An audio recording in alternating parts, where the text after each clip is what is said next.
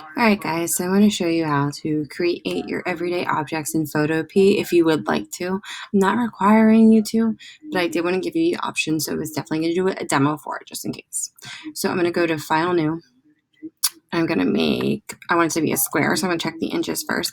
And I'm going to make this 12 by 12 because I want it to be a little bit bigger.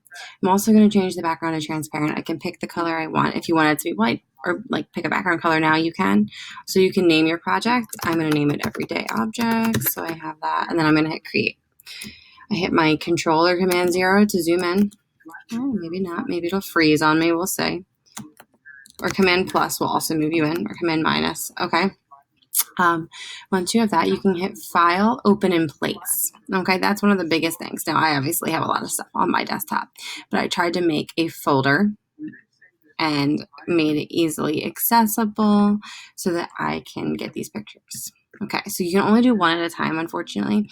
So I'm going to start with this file and then see if it'll let me place it. And we have this. I just tried to find something that was very similar in what I had. And there were some food pictures because you guys know I love food and I love to take pictures of food. So as you can see, it has like the editing box around it. What you can do, you can hold Shift to resize it. You can also navigate it this way to resize it by hitting the corner, making it even. When you're done, you can hit Enter and it'll save. Okay. Now, if you go to Image and you want to transform it again, there are the options here. The image size is right here as well. Okay. So you can also manipulate it by that too. Alrighty.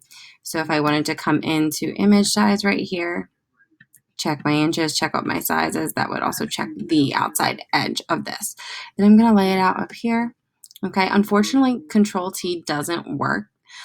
And that's kind of stinks on these computers because I've been trying it and with the Photopea, it doesn't seem to work. It just opens a new tab. What I did read is I think Control Shift T will work. Okay. So since I have one image, I'm going to do File, Open in Place for my second image. Okay. I want to all have them all vertical. So that's why I'm keeping them this way. I'm going to go back real quick. And don't worry, Control Z still works. You can still use that. Don't worry, it'll still work in there. I'm trying to find for you where your editing is. Here we go, free transform, there it is. So if you want to free transform, it's going to be Alt Control T. Now, if you are on a MacBook, it's going to be Command Control T, okay? So if I click on Command Control T, it'll open, or Alt Control T. And then you can hold Shift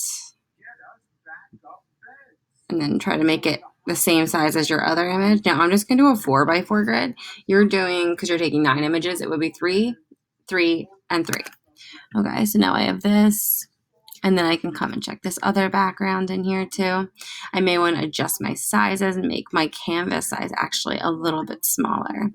Okay, or even my image size, you can alter it that way. Since I have 12 by 12, let's change it to 10 by 10. Hit OK. It makes it a little bit smaller.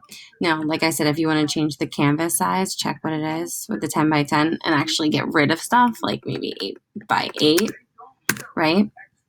It'll make the canvas size a little smaller.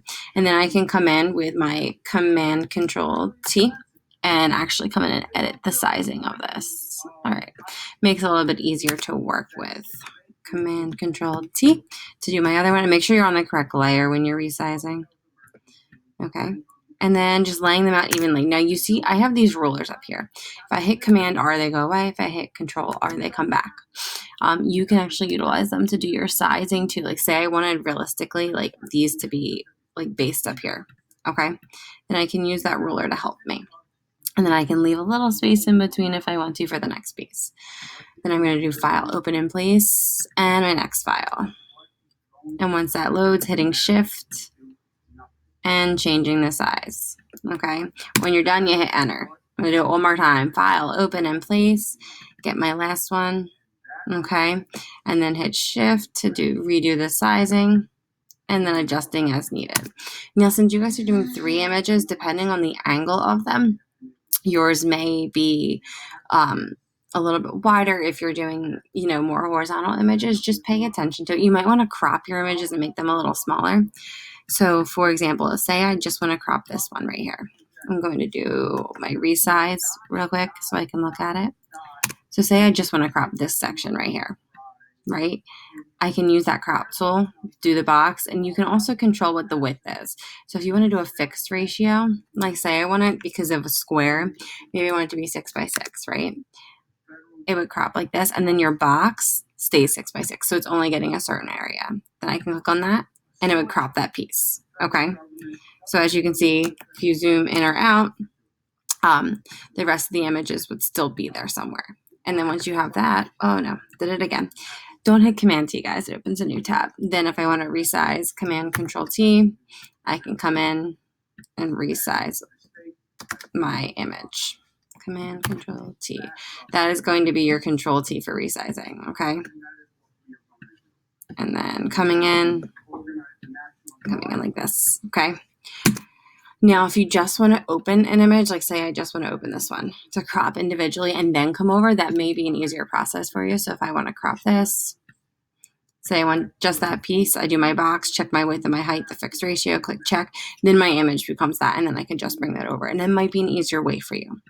The good thing is while you're working, you don't really need to save at the time until you're going to stop working.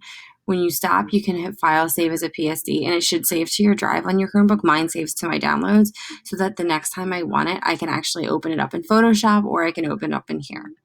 That way you can like make edits later and keep working on it. All right? Hope this helps, guys. Good luck. Take lots of pictures and enjoy this. As you can see, look, my Photoshop popped up, okay? Enjoy taking pictures, okay? Bye.